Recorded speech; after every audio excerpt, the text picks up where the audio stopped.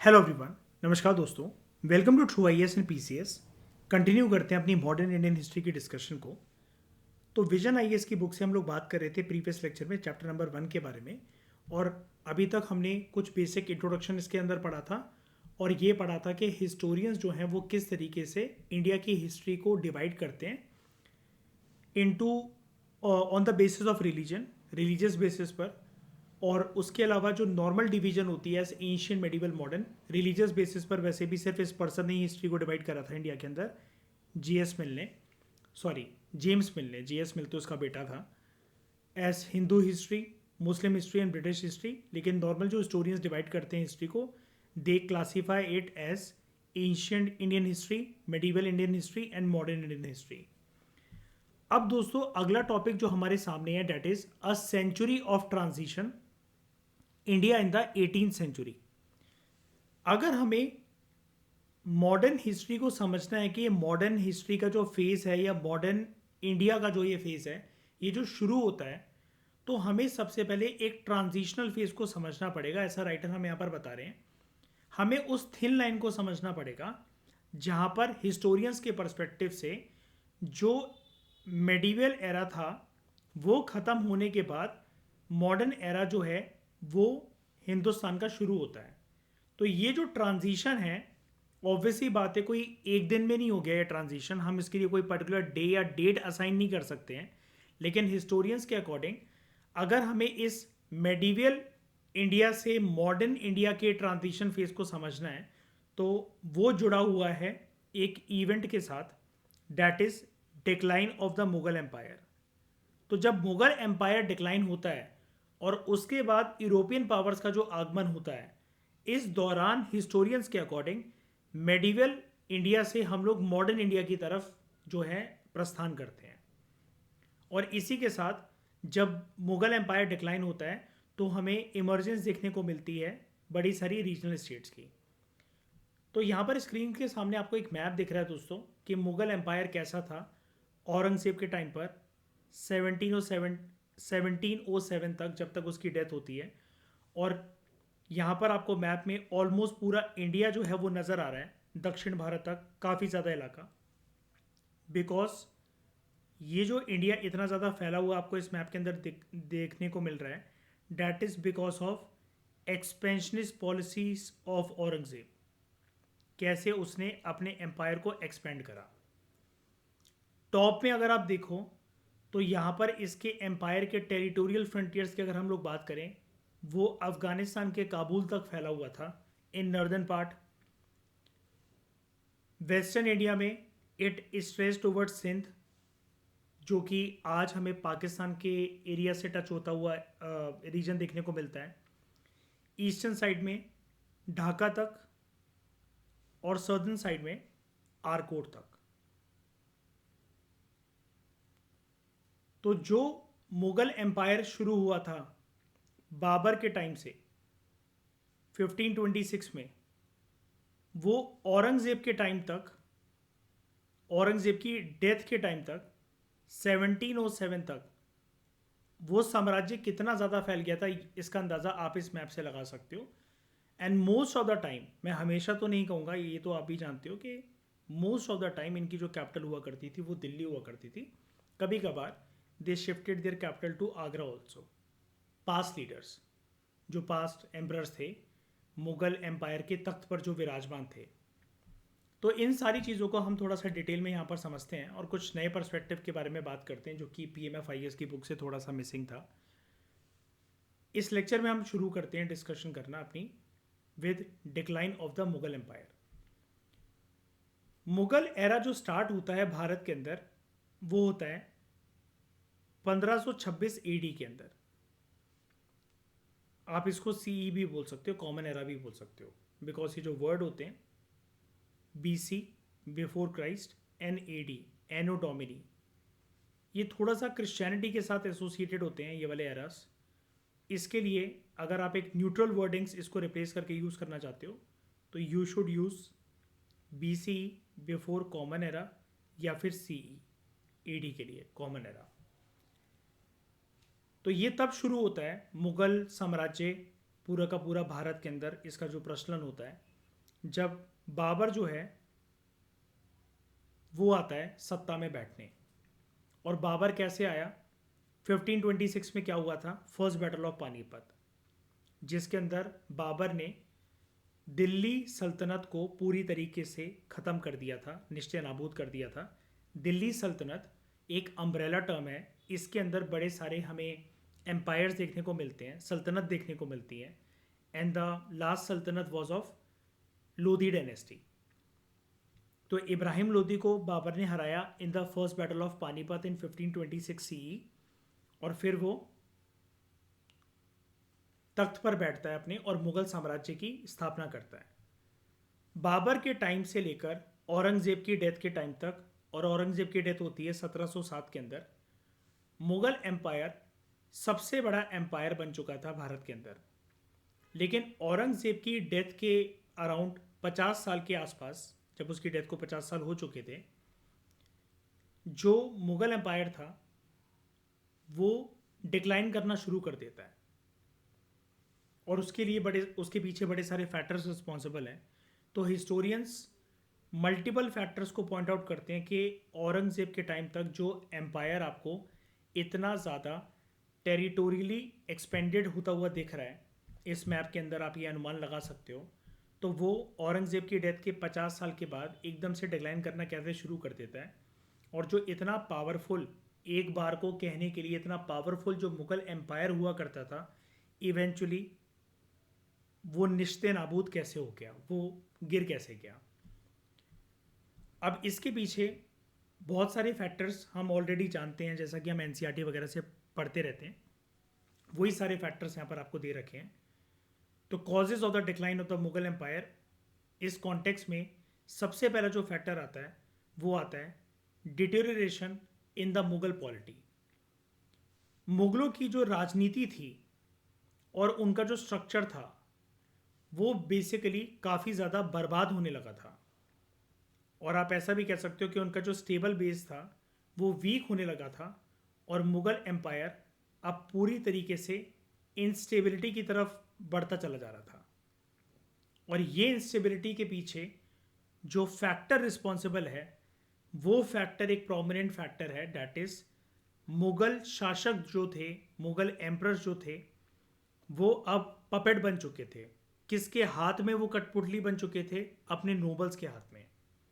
और जो मुगल एम्परर्स थे, औरंगजेब की डेथ के बाद जो भी इनकी जनरेशन्स रही हैं, इनका इतना रूल करने का मन करता ही नहीं था, क्योंकि इनको अय्याशी की आदत लग चुकी थी।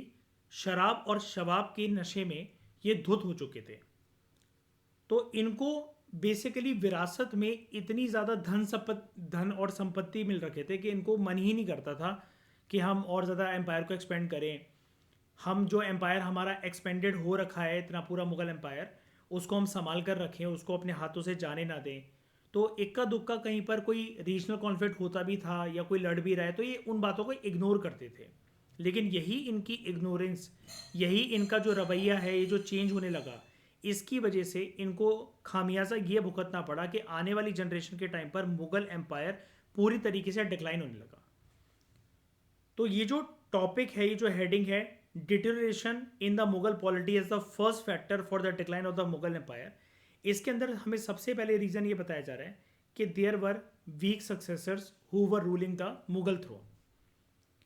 मुगल्स जो थे, इनका सक्सेशन का कोई एक फॉर्मल सिस्टम जो था वो हमें देखने को मिलता ही नहीं है। बाप बेटे आपस में लड़ रहे हैं, चाचा भतीजे आपस में लड़ रहे हैं, हर किसी को सत्ता का लालच है, सत्ता में बैठना है, भूख है एक पावर में आने की, जिसकी वजह से क्या होता है, आपस में ही ये भिड़ने लगे सत्ता को लेकर। और ये चीज और प्रोमिनेंट तरीके से हमें देखने को मिलती है after 1707, particularly after the death of Aurangzeb. तो Mughals lacked a formal system for succession, जिसकी वजह से सक्सेशन को लेकर वॉर होने लगे आपस में इनके खानदान के बीच में। और जो एम्परर के जो बेटे हुआ करते थे वो आपस में लड़ते रहते थे कि सत्ता में बैठेगा कौन, विरासत अब किसके हाथ में होगी। ये वन ऑफ द फैक्टर था जिसने बहुत गंभीर तरीके से वीक करा था मुगल एम्पायर को। और ये चीज़ प्रोमिनेंट तरीके से हमें देखने को मिलती है after the death of Aurangzeb in 1707। इसके अलावा जो नोबल्स हैं, इनकी भी बहुत ज़्यादा अहम भूमिका स्टार्ट हो चुकी थी कि कौन मुगल एम्परर बनेगा और कौन नहीं बनेगा। अभी तक ये जो शांत बैठा करते थे औरंगजेब के टाइम तक, बाबर से लेकर औरंगजेब के टाइम तक नोबल्स की इतनी ज़्यादा नहीं चलती थी। और कुर्सी पर कौन बैठेगा इस चीज़ को तो डिसाइड करना इनकी औकात से बाहर था। लेकिन जब औरंगजेब की डेथ के बाद वीक रूलर्स का आगमन शुरू होता है मुगल एम्पायर के अंदर, वीक सक्सेसर जो है वो सत्ता में विराजमान होते हैं, तो ये नोबल्स के जो हौसले थे ये बुलंद होने लगे। इन्होंने अपनी पोजीशन को स्ट्रेंथन करना स्टार्ट करा और ये बेसिकली अपने आप को एसोसिएट कर लेते थे with one of the candidates.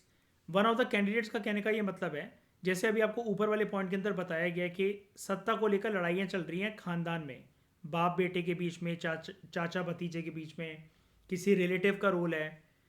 तो नोबल्स ये देखते थे हमारा फायदा किस में, हम उस कैंडिडेट को सपोर्ट करेंगे कि ये सत्ता में बैठे, ताकि हम इसको रोज गिनवा सकें कि तुम अगर मुगल एम्परर बने हो तो वो हमारी वजह से बने हो, और हमें पर्क्स एंड प्रिविलेजेस देना बिल्कुल भी भूलना मत, क्योंकि अगर हमने तुम्हें बनाया है तो हम तुम्हें सत्ता से नीचे उतार भी सकते हैं। तो नोबल्स इस टाइम पर एक तरीके से भूमिका निभाने लगे थे as that of king makers, कि हम राजा को चुनेंगे। औरंगजेब के जो सक्सेसर्स थे, औरंगजेब के टाइम तक अगर हम पहले तो बात करें तो नोबल्स की इतनी ज़्यादा चलती नहीं थी। नोबल्स कुछ भी कर लें, वो कैसे भी करके मुगल एम्परर को ना चुन सकते थे, ना जब कोई मुगल एम्परर बैठ गया सत्ता में तो उसकी पॉलिसीज को इन्फ्लुएंस कर सकते थे, ना उसको समझा सकते थे कि आप आज ऐसा करो कल वैसा करना। लेकिन ये पूरा सिनेरियो चेंज हो गया औरंगजेब की डेथ के बाद इन 1707, आफ्टर 1707। औरंगजेब के जो सक्सेसर्स थे, यहां पर लिखा हुआ है, they were at the mercy of the schemes and plots of quarrelling nobles. Nobles जो हैं वो आपस में डिवाइडेड थे इनटू वेरियस ग्रुप्स। एक ग्रुप जो है वो सपोर्ट करता था किसी एक राजा को कि इसको सत्ता में बैठना चाहिए, दूसरा ग्रुप सपोर्ट करता था किसी अन्य कैंडिडेट को कि इसको मुगल एम्परर बनना चाहिए। तो मुगल एम्परर जो था उस टाइम पर, जिसको भी बनना है मुगल एम्परर, तो उनको इनके ऊपर डिपेंडेंसी जो है वो अपनानी पड़ती थी काफी हद तक नोबल्स के ऊपर। और मुगल नोबिलिटी भी ये जो पूरा का पूरा सिनेरियो था इसको बहुत लंबे समय तक एंजॉय नहीं कर सके मुगल नोबल्स। तो अगला पॉइंट हमारा यही है, with in this broader heading of deterioration in the Mughal polity, degenerated Mughal nobility. Mughal nobles Aurangzeb के टाइम तक काफी हद तक ईमानदार थे, वो काम करते थे। अब ईमानदारी चाहे उनकी आप डर की वजह से कह लो चाहे कैसे भी कह लो, लेकिन उनके हौसले इतने बुलंद होते हुए हमें दिखे नहीं है जैसे औरंगजेब की डेथ के बाद हमें देखने को मिलते हैं। शुरू शुरू में जब बाबर का टाइम शुरू हुआ था, अकबर के टाइम तक, औरंगजेब के टाइम तक, मुगल नोबल्स जो थे वो एम्पायर की प्रोग्रेस के लिए काम करते थे। वॉर्स में पार्टिसिपेट करना, दिल लगाकर काम करना, एम्पायर को गिरने ना देना, राजा ने जो बोला है उसके ऑर्डर को, उसके हुक्म को सर आंखें रखकर उसको फॉलो करना, ये इनका नेचर था, ये इनका एटीट्यूड था।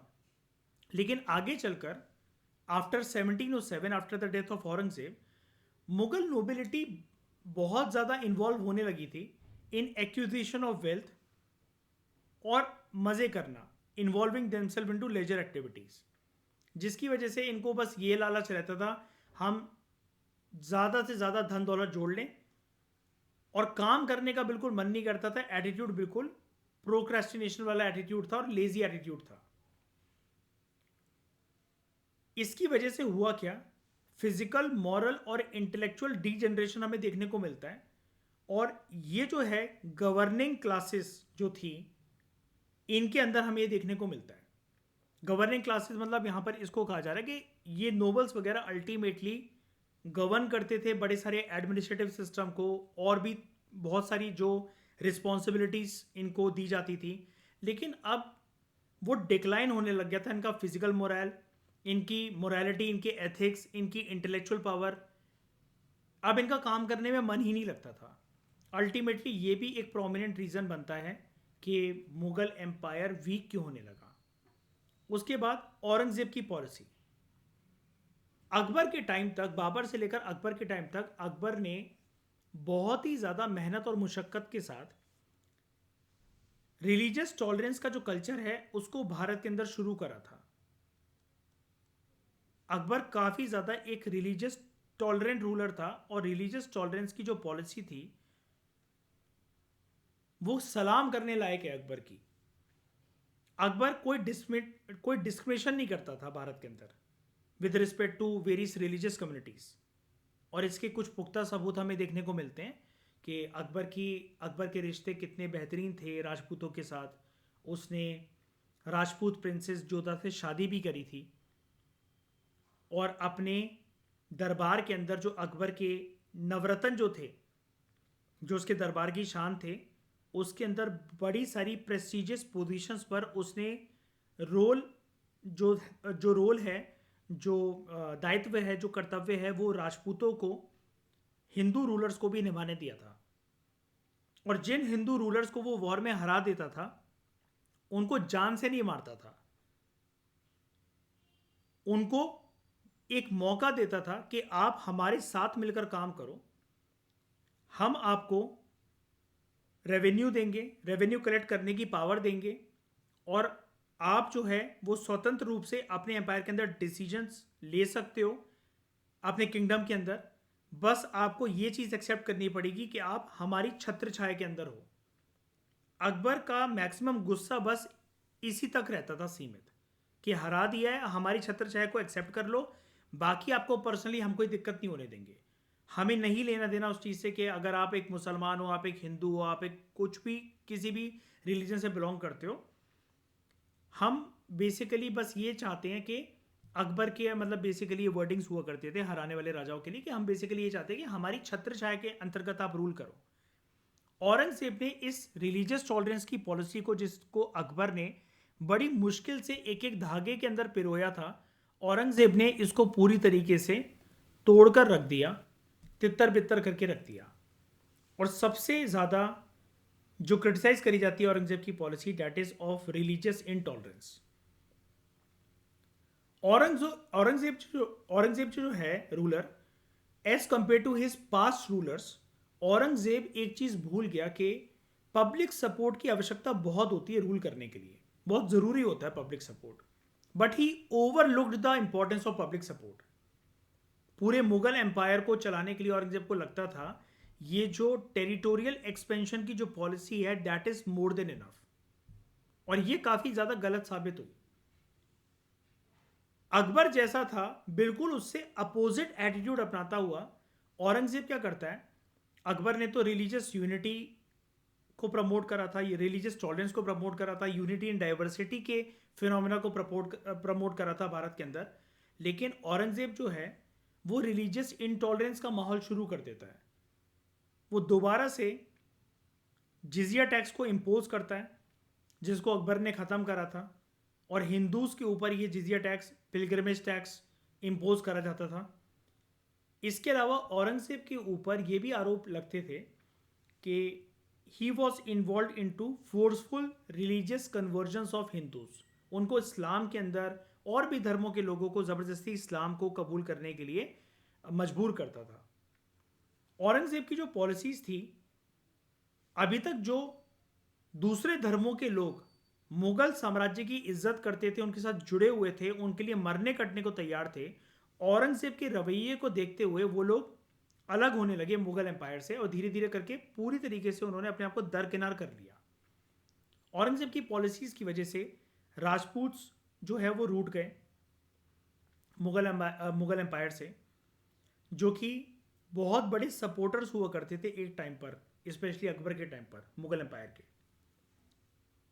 औरंगजेब के टाइम पर मुगल एम्पायर की दुश्मनी भी हमें देखने को मिलती है विद सिख लीडर्स, मराठास और जाट्स, इनसे लड़ाई कर कर औरंगजेब ने सिर्फ एम्पायर के रिसोर्सेज को बर्बाद करा।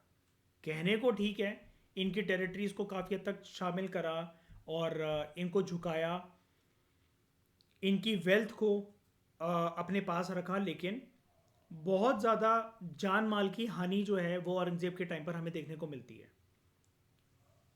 और इसके अंदर पर्टिकुलरली जो नाम लिया जाता है डैट इज़ औरंगजेब की डेक्कन पॉलिसी, जहाँ पर औरंगजेब ने अपनी ज़िंदगी के बहुत अहम साल बर्बाद कर दिए दक्षिण भारत में बड़े सारे किंगडम्स को मुगल एम्पायर में जोड़ने के लिए। और लगभग ये वाला काम उसने करा 20 सालों तक, 2 डिकेड्स तक। एक डिकेड 10 साल का होता है, 2 डिकेड यानी कि 20 साल। औरंगजेब की जो डेक्कन की जो पॉलिसी थी उसका जो अहम मकसद था वो ये था कि मराठास को हराना, लेकिन अल्टीमेटली मराठास को हराते हराते औरंगजेब ने अपने ही एम्पायर को वीक कर डाला, मुगल एम्पायर को ही वीक कर डाला। औरंगजेब ने डेडिकेटेड तरीके से लगभग 20 सालों तक अपने कैंपेन चलाए दक्षिण भारत के अंदर, डेक्कन रीजन के अंदर, जिसकी वजह से बहुत भारी भरकम मात्रा के अंदर फाइनेंशियल रिसोर्सेज का और ह्यूमन कैपिटल का नुकसान हुआ, जान माल की हानि हुई। और इसका औरंगजेब का जो लंबे समय के लिए जो फोकस रहा दक्षिण भारत के ऊपर, 20 साल कोई कम नहीं होता है। एक राजा का रूल भी मुश्किल से 20 साल का नहीं होता है, लेकिन औरंगजेब तो काफ़ी लंबे समय के लिए सत्ता में विराजमान था। 20 साल तो उसने दक्षिण भारत के अंदर ही इन्वेस्ट कर दिए मराठास को हराने के लिए। तो औरंगजेब का जो इतने लंबे समय का जो फोकस था वो उसको उत्तर भारत से दूर ले गया उसका, क्योंकि टोटल फोकस अब दक्षिण भारत पे लगा हुआ है, तो उत्तर भारत के ऊपर उसने इतना ध्यान ही नहीं दिया। बैकग्राउंड में क्या चल रहा था इसकी भनक तक औरंगजेब को नहीं लगी, जिसकी वजह से अनरेस्ट जो है वो बढ़ने लगा उत्तर भारत के अंदर, नॉर्दर्न इंडिया के अंदर। और यही अनरेस्ट आगे चलकर औरंगजेब की सब लोग डेथ होने का ही वेट कर रहे थे। ये अनरेस्ट आगे चलकर हमें देखने को मिलता है कि ये कारण बनता है for the emergence and for the rise of various regional kingdoms, जिनकी लड़ाइयाँ वगैरह भी होती हैं फिर मुगल एम्पायर के साथ। कुछ तो प्यार से अलग हो गए थे, लेकिन अलग होना तो अलग होना ही है ना, चाहे आप प्यार से हो, चाहे बदतमीजी कर कर हो, चाहे आप लड़ाई झगड़ा कर कर हो, चाहे आप खून खराबा कर कर हो। तो वो जो यूनिटी का जो एस्पेक्ट था वो खोने लगा था औरंगजेब की हरकतों की वजह से। तीसरा प्रोमिनेंट फैक्टर जो कि माना जाता है मुगल एम्पायर के डिक्लाइन के पीछे वो है इकोनॉमिक बैंकरप्सी। शाहजहां ने मुगल एम्पायर की जो तिजोरी थी उससे बहुत ज़्यादा पैसा खर्च करा था। कुछ पैसा तो बेफिजूल का खर्च हुआ था उसका। इसने बहुत महंगी महंगी कंस्ट्रक्शंस, बहुत महंगे महंगे इंफ्रास्ट्रक्चर्स बनवाए थे। ताजमहल को ही अगर आप देख लो। और बहुत लंबे समय के लिए इसने वॉर लड़े थे दक्षिण भारत के अंदर।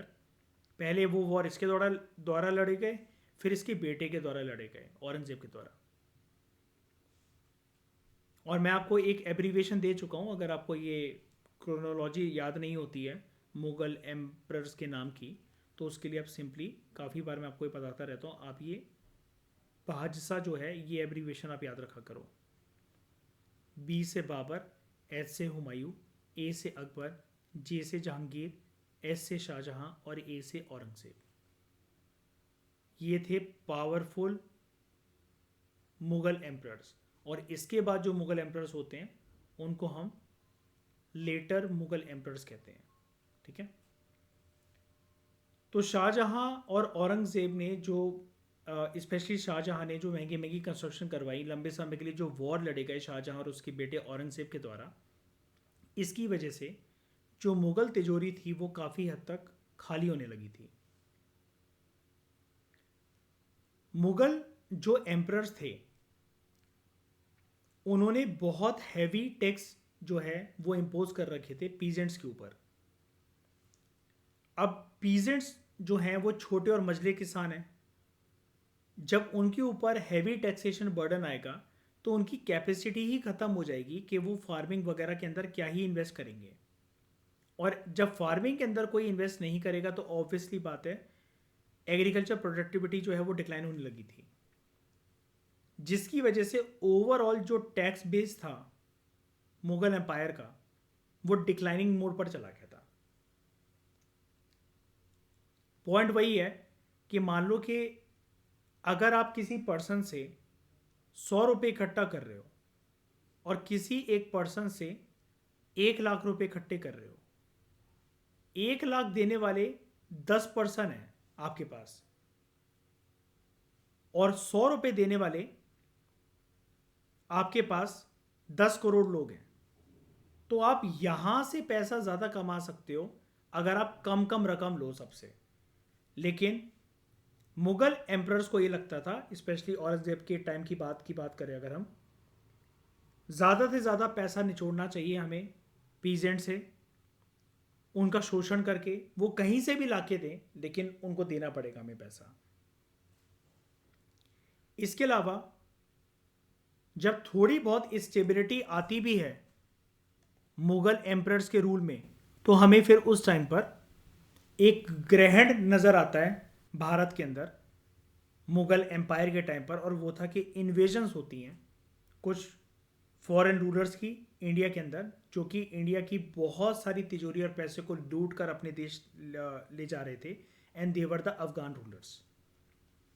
तो हमें इन्वेजन्स देखने को मिलती है, पहले नादिर शाह की और फिर अहमद शाह अब्दाली की, जिसकी वजह से जो रिसोर्सेज थे, जो फाइनेंशियल रिसोर्सेज थे, जो मुगल एम्पायर की स्ट्रेंथ हुआ करते थे, उसकी जान हुआ करते थे, वो ड्रेन हो गए पूरी तरीके से, जिसकी वजह से धीरे धीरे कर कर वो सिलसिला शुरू हो गया कि मुगल एम्पायर तितर बितर होकर टुकड़ों टुकड़ों में फैलने लगा।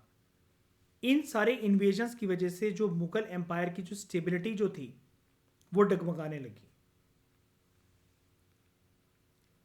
अब अकबर ने वैसे तो बहुत बड़ा एक एम्पायर विरासत के अंदर छोड़ा था फ्यूचर मुगल एम्परर्स के लिए, जहांगीर के लिए, शाहजहां के लिए, औरंगजेब के लिए, लेकिन औरंगजेब के टाइम तक जो एम्पायर था उसका साइज और भी बड़ा हो गया था because of his expansionist policies. जितना अकबर छोड़कर गया था उससे बड़ा एम्पायर का साइज औरंगजेब ने कर दिया था। चलो ये तो तारीफ की बात हो गई, लेकिन अगर आप एक्सपैंड कर रहे हो अपने एम्पायर को तो आपको उसको संभालना भी तो आना चाहिए। क्या फ़ायदा उस एक्सपेंशन का कि आप नाम के लिए एम्पायर को एक्सपेंड कर दो कुछ टाइम के लिए और वो आपके हाथों से चला जाए। तो एम्पायर का साइज यहाँ पर काफ़ी ज़्यादा बड़ा हो गया था और रीजनल पावर के जो चैलेंजेस थे वो इमर्ज होना शुरू हो गए थे। कुछ लोग इंडिपेंडेंस की डिमांड करने लगे थे। औरंगजेब के टाइम तक मुगल एम्पायर जो है वो काफ़ी ज़्यादा भारी भरकम साइज का बन चुका था because of his expansionist policies. Almost पूरा इंडिया और इंडिया के बाहर भी बड़े सारे जो इलाके थे वो यहाँ पर मुगल एम्पायर का पार्ट बन चुके थे, और उसको कोई एक सिंगल रूलर दिल्ली से बैठ के कंट्रोल करता तो कैसे करता, ये चैलेंज था अपने आप में।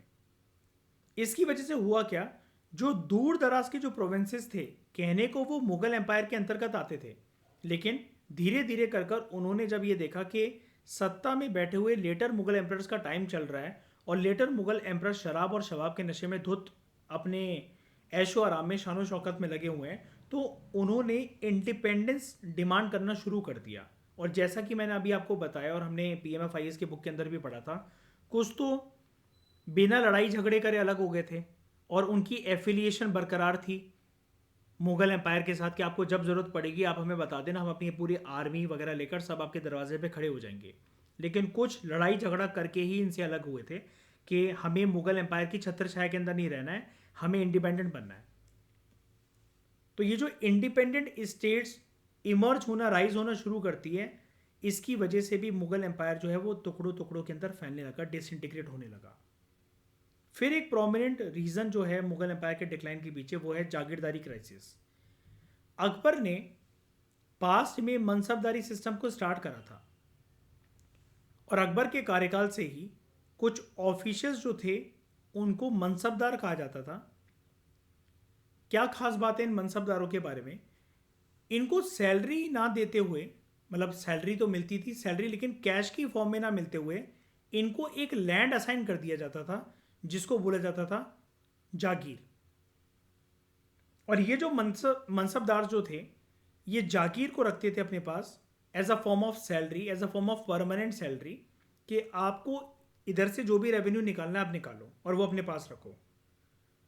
बदले में जैसा कि मुगल एम्पायर इनको डायरेक्ट करेगा, इंस्ट्रक्ट करेगा कि आपको ये सिविल ड्यूटीज़ निभानी है, ये मिलिट्री ड्यूटीज़ निभानी है, ये उनके इंस्ट्रक्शन के अनुसार काम करते थे। अब आप ये समझो कि अगर लैंड को दिया जा रहा है as a form of salary, चलो भले ही वो आपको सैलरी एक बार देनी है लेकिन आप ज़मीन दे रहे हो, तो अगर आप मनसबदारों की संख्या बढ़ा दोगे अपने एम्पायर के अंदर, तो आप वो एक्स्ट्रा लैंड लाओगे कहाँ से? लैंड कोई ऐसा रिसोर्स तो है नहीं कि जिसको आप चारों दिशाओं से खींच दोगे और लैंड का साइज जो है वो बढ़ जाएगा। जोग्राफिकली और टेरिटरी वाइज अगर हम बात करें तो लैंड तो उतना ही अवेलेबल होता है हर एक कंट्री के पास। और अगर आप किसी पर्सन से बोलोगे कि वो पर्सन साउथ इंडिया में है और आप उससे बोलो कि नॉर्थ वेस्ट इंडिया का जाकर लैंड ले लो, तो वो पर्सन हो सकता है कि इंटरेस्टेड भी ना हो उस लैंड को लेने में as a form of salary. वो तो फिर यही डिमांड करेगा कि हमें कैश दे दो एज सैलरी। तो by the middle of the Aurangzeb's rule मनसबदारों की संख्या बढ़ती चली जा रही थी। औरंगजेब इन मनसबदारों की संख्या बढ़ा रहा था, जिसकी वजह से there was a shortage of land for assignment. जागीर किसी को अगर मिलेगी, जो लैंड मिलेगा तो वो मिलेगा कैसे? लैंड एक्स्ट्रा अवेलेबल होना भी तो चाहिए। इसकी वजह से क्राइसिस इमर्ज होता है जिसको हम बोलते हैं जागीरदारी क्राइसिस। और जो फाइनेंशियल डिमांड्स उठती हैं, पैसा भी तो खर्च हुआ था औरंगजेब के टाइम तक, जैसा कि अभी हमने यहाँ पर ऊपर पढ़ा था कि 2 डेकेड तक इन भाई साहब ने अपना पूरा का पूरा जो फोकस है वो दक्षिण भारत पे लगा दिया था मराठास को हराने के लिए। तो फाइनेंशियल डिमांड जो थी डेक्कन वॉर्स के लिए, इसकी वजह से जो खलीसा लैंड था उसका भी एक्सपेंशन हमें देखने को मिलता है। और खलीसा लैंड वो लैंड हुआ करता था जो कि जागीर लैंड से काफ़ी अलग हुआ करता था। जागीर लैंड किसको दिए जा रहे हैं? मनसबदारों को as a form of salary. Khalisa land की डेफिनेशन ये हुआ करती थी कि land which was under the direct control of the emperor, Mughal emperor. चलो उसके पास लैंड आ गया, डेक्कन वॉर्स करके आपने वेरियस किंगडम्स को हराया, आपके पास खलीसा लैंड आ गया। लेकिन वो खलीसा लैंड आपके पास ज़्यादा टाइम तक ठहरेगा ही नहीं, क्योंकि अगर आप मनसबदारों की संख्या बढ़ाओगे अपने एडमिनिस्ट्रेशन में, अपने रूल में, आप और बंदे शामिल कर रहे हो जिसको आप मनसबदार कह रहे हो, तो उनको आप सैलरी कैश के तौर पर ना देते हुए आप उनको लैंड दे रहे हो, तो ये वाला लैंड भी उनके पास जाता चला जाएगा। और एक टाइम ऐसा आया कि there was shortage of jagirs, there was shortage of lands which was given to mansabdar. And later Mughal period में 1707 के बाद जो मुगल सोल्जर्स की जो लॉयल्टी थी, जो उनकी जो ईमानदारी थी, वो मुगल एम्परर्स की तरफ कम हो गई और वो मनसबदारों की तरफ ज़्यादा बढ़ गई।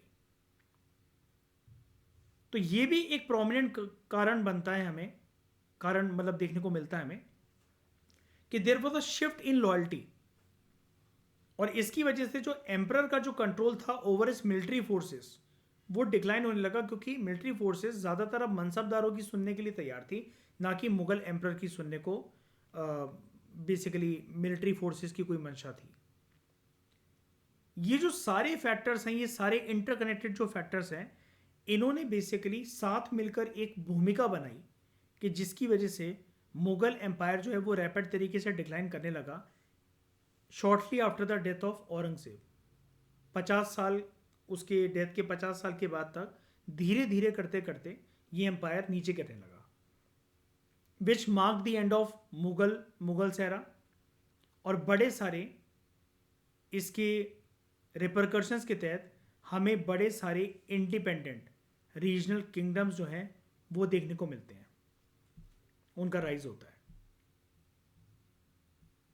तो यहाँ पर एक मैप आपको दे रखा है, regional states with their direction of expansion, जो कि रेड एरो से शो हो रखे हैं कि मराठास जो कि यहाँ पर दक्षिण भारत के अंदर डेक्कन के अंदर जो थे, they expanded their rule towards western India, towards northern India, towards north eastern India, towards southern India. और जो सिख जो थे नॉर्दर्न इंडिया तक और ईस्टर्न इंडिया तक अपने रूल को अलग अलग एरियाज में फैला रहे थे। जाट जो थे वो दिल्ली के एरिया तक, दिल्ली और हरियाणा के आसपास के एरिया तक वो सीमित थे। धीरे धीरे करते हुए ये जो रीजनल किंगडम्स हैं इन्होंने भी आज़ादी मांगना शुरू कर दी थी मुगल एम्पायर से। अगले लेक्चर में दोस्तों हम बात करेंगे लेटर मुगल एम्परर्स के बारे में कि औरंगज़ेब के बाद कौन कौन से मुगल एम्परर्स हमें देखने को मिलते हैं और उनके टाइम पर क्या क्या घटना जो है वो घटित हुई। इसके बारे में कॉम्प्रिहेंसिव तरीके से तो वैसे तो हम PMFIS की बुक से ऑलरेडी डिस्कशन कर चुके हैं, लेकिन कुछ एक्स्ट्रा पॉइंट्स जो हैं वो आपको यहाँ पर इस विजन आईएएस की बुक के अंदर डेफिनेटली देखने को मिलेंगे। इस डिस्कशन में दोस्तों फिलहाल इतना ही। Thank you very much for discussion.